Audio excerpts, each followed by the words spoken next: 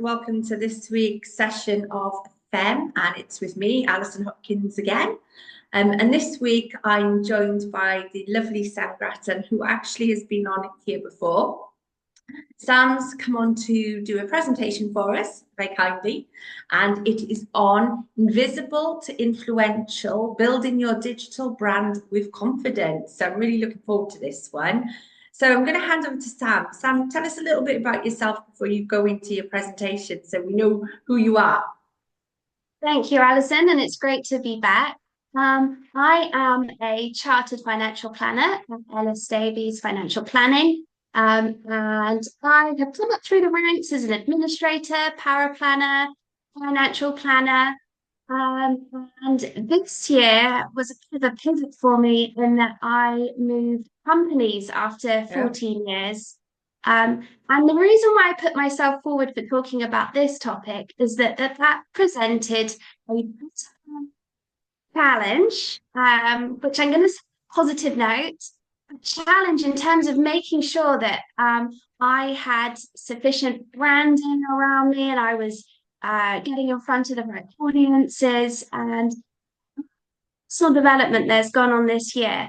I've learned some lessons from it, some good things and some bad things, and I'm hoping to share some of those today and see if I can help anyone else out there looking Brilliant. to grow their brand and presence. Fantastic. So over to you for your presentation then, Sam. Okay, so if I share this screen, and I'm going to start here by caveating that I have used some AI content for some Oh, of the wow. graphics. Yeah, well, that was a steep learning curve, I can tell you. Yes, So I can keep imagine. your eyes peeled.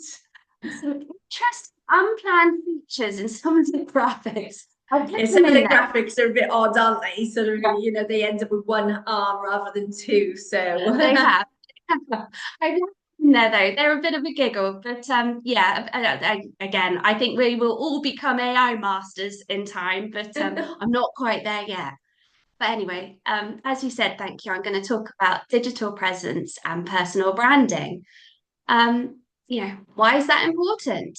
Well, if you think about what we do in our profession, when all is said and done, people will buy people.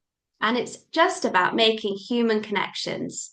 But those first impressions are made so quickly. I mean, some people say that it's within the first 7 seconds of meeting someone.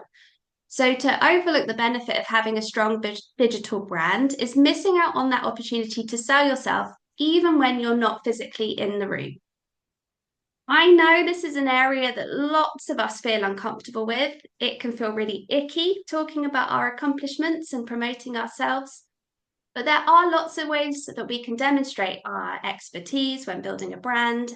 And dare I say it, it can be enjoyable.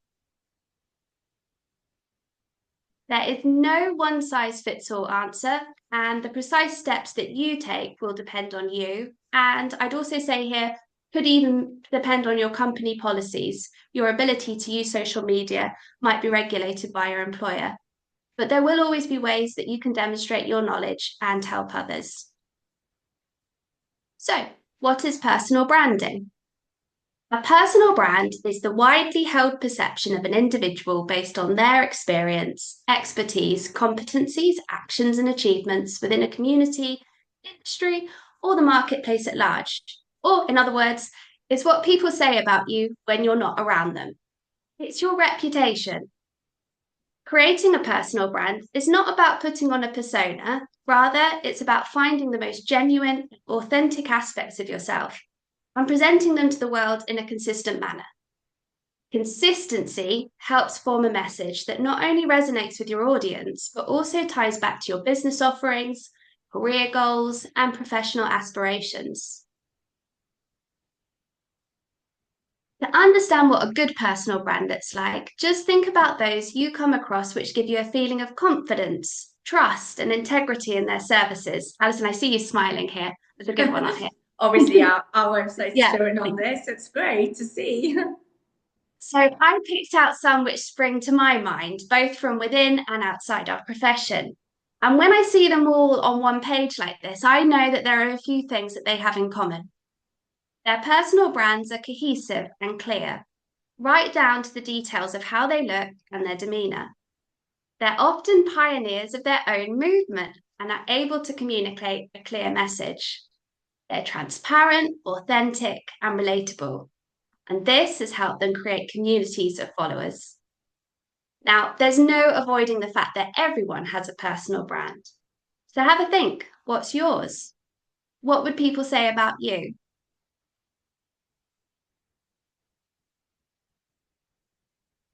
In this modern world, having a unique and professional digital brand will open doors to new opportunities, increase visibility, and position you as a leader in the profession. We all acknowledge the importance of having a company website, but it mustn't end there. And I'm going to introduce the concept of social selling here. Traditional selling is based on finding people who need what you offer and convincing them to buy your solution. This might involve cold outreach, calling, and advertising. We've all had leaflets dropped through the door, 99% of which go into the recycling bin. Social selling, though, prioritizes building an audience on social media and educating them, building connections, and learning about people first before making a sales pitch. The goal is to use your digital brand to establish your value and expertise. At the same time, you build meaningful relationships with your potential clients. This makes you and your brand the natural point of contact when they're ready to engage. People want to work with others they like, know, and trust. And through digital platforms, you can share more about your career and life story. Having a positive digital presence can also help with career advancement. In finance, where credibility and trust are essential, a strong online presence can set you apart, and your personal brand will always belong to you. It's going to help with networking. You're connecting with industry peers, potential clients, and mentors. And visibility. For women in finance, having that digital presence can help break stereotypes and showcase our expertise. With a digital brand, either you shape your story or you can let chance and algorithms do it for you. So, what are our foundations of a strong personal brand? It's going to start by understanding what message you wish to project, and there's 4 steps to this. We're going to figure out your goal.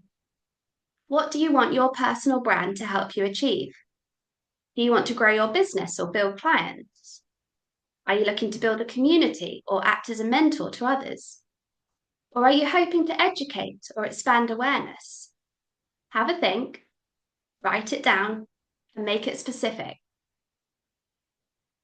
What is it you want to be known for? What do you do? You need to dig deeper into that. Think about the what, the how, and the why. Think about what makes you stand out from the crowd. Are there any specific talents that you have? What is it that you bring to the party? I know it's really easy to let imposter syndrome get the best of us here. We often shy away from promoting ourselves and we can find it difficult to express what it is that we do. So I find it helpful to change the narrative here and think about, what am I most proud about in my professional life? What have I achieved for my client? And what is it that drives me to do this job? And once we've thought about that, we need to understand our audience. Your personal brand is about the people you want to engage with. So think about who can most gain from what you have to share and how you can see yourself helping them. Finally, put all that into writing. Create yourself a mission statement. That's going to explain who you are, what you do, who you're doing it for, and what transformation you can create in people's lives.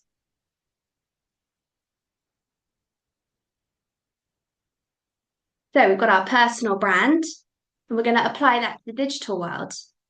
Some simple golden rules here. Authenticity. Present your true self. It's that's going to build you trust and credibility. Our clients are able to observe us even when the spotlight is off. What they're looking for is a genuine, credible, trustworthy, and authentic experience. We each have our own way of speaking and vocabulary, but also think about What's your point of view? What are your values?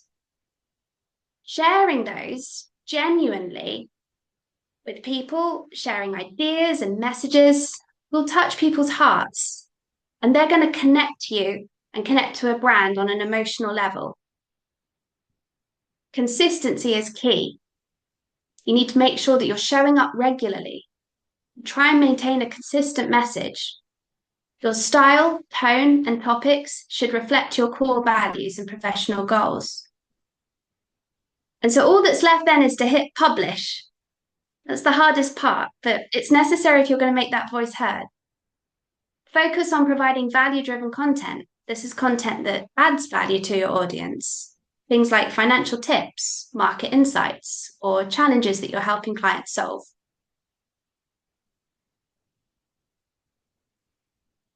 So we have our brand. The next question is, where are we going to show up? We need to think about how and where our voice will be heard and what sort of content we're going to be sharing. Oh, there's a huge range of options available. We've got podcasts, videos, written content, things like newsletters, blogs, or posts. We might even choose to host or participate in online events.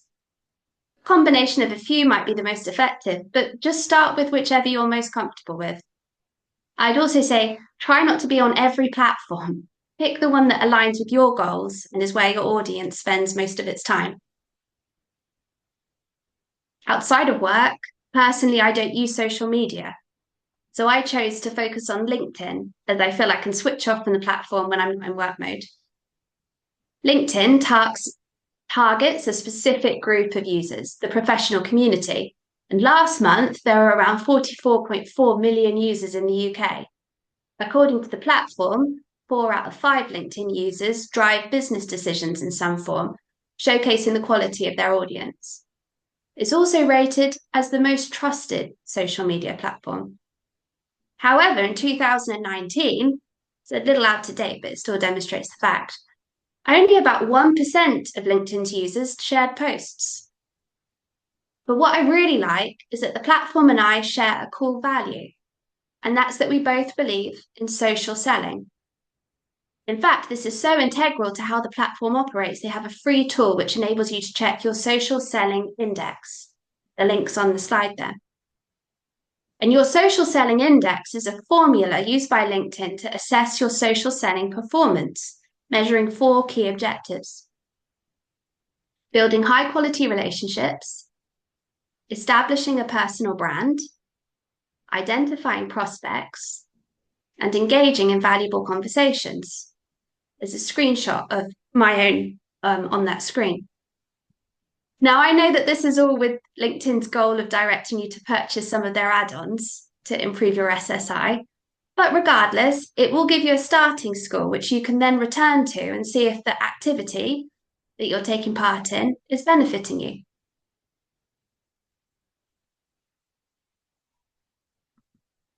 So we're ready to crack on with our digital brand. What are the must-dos? So firstly, complete your profile. That's going to include a professional-looking headshot, a headline that reflects your niche, and a detailed about section. Also, make sure that you review it frequently to check it stays relevant and up to date. Use industry-specific keywords to improve visibility in search results. These might be things like retirement planning, estate planning, or investments. Showcase your skills and expertise by listing your certifications. Always trip over certifications. Awards and accomplishments.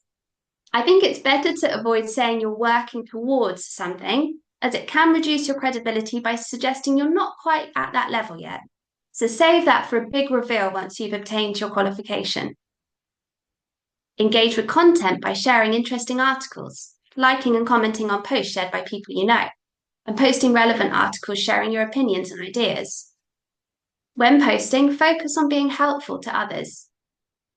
This can seem intimidating, and you may feel that you don't know where to start. So start with what you know. You don't have to know everything, just more than the people you're trying to help. Engage with like-minded professionals. Actively connect with others. And not just those doing your role, but also those who might be of interest and relevance in wider circles. We're thinking accountants, lawyers, coaches, really anyone who can be a helpful source of information or inspiration to you. There are lots of online groups, so join those that are relevant and participate in discussions. You could use your platform to offer mentorship and support to others looking to enter the industry. This is hugely rewarding. And as the saying goes, we rise by lifting others. So it's worth taking the time to do this. Finally, it's important to manage your digital footprint by regularly auditing your content, checking that you're happy that it's hitting the right tone and aligns with your current brand. For me, this is something that's been fluid and evolving. And as your confidence and experience grows, you'll start to get an idea of what does or doesn't work. I'm just going to stop sharing.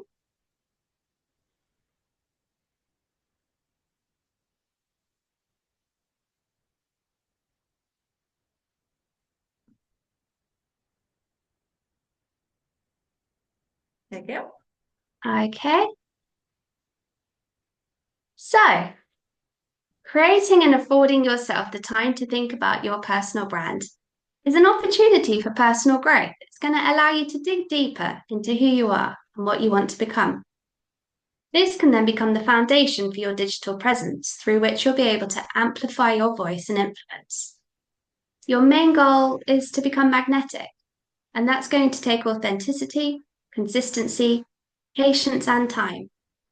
So, hopefully, you have some actions you can take away today. If you're only just considering building your personal brand and digital presence, then I'd encourage you to start with one action, perhaps enhancing your LinkedIn profile or posting a couple of times for the next few weeks on your chosen platform. If you've been working on your digital presence for a while, then this might be a good opportunity to give yourself a digital audit. Take a step back and review your content. Think honestly about whether it portrays your intended message and is helping you move towards your goals. You could consider asking people around you for their feedback. Wherever you are on your journey, keep going. You'll start small, but you're going to expand your footprint, and over time, you'll show up in more and more places. The key will be to maintain consistency. And don't forget to have fun while you're doing it. Brilliant, Sam. That was really good. And I was scribbling away, sort of writing things down there because we're currently looking at our social media and digital presence. So I was getting some tips to write down. And I absolutely loved your comment about when you hit imposter syndrome, what am I most proud of? And I did a recording last week that was about imposter syndrome and how you overcome that. So it's really interesting that was a really good sort of phrase you can say to yourself that will go, it's okay to promote myself, because as you said, very often we're really uncomfortable doing that. And that's a good way of rephrasing that. Um, and also, I guess, highlighting the fact that you've got lots to be proud of. And I think sometimes we forget that as well. And some interesting facts there about the platforms, which I didn't know. So, especially about LinkedIn. So, that was really, really interesting. And yeah, great. And I loved obviously seeing our website on there. So, thank you very much for including us. And yeah, you're right about women in finance. I think it's really important that our social media and our digital brand reflects who we are and that we are women in finance. And I think it's really important that we start putting the female representation out there on our digital branding. And I think we shouldn't shy away from that. And I think you gave us some fantastic information and some insights there. So thank you very much, Sam. And again, thank you for coming back to us. Always a pleasure to have you. And I'm sure lots of our listeners will get a lot of information from that and some really useful tips. So thanks so much. And hopefully you'll be back on soon and we'll talk about something else next time. Thank you. Thanks for the kind words. Thank you. No worries. Bye bye then. Bye.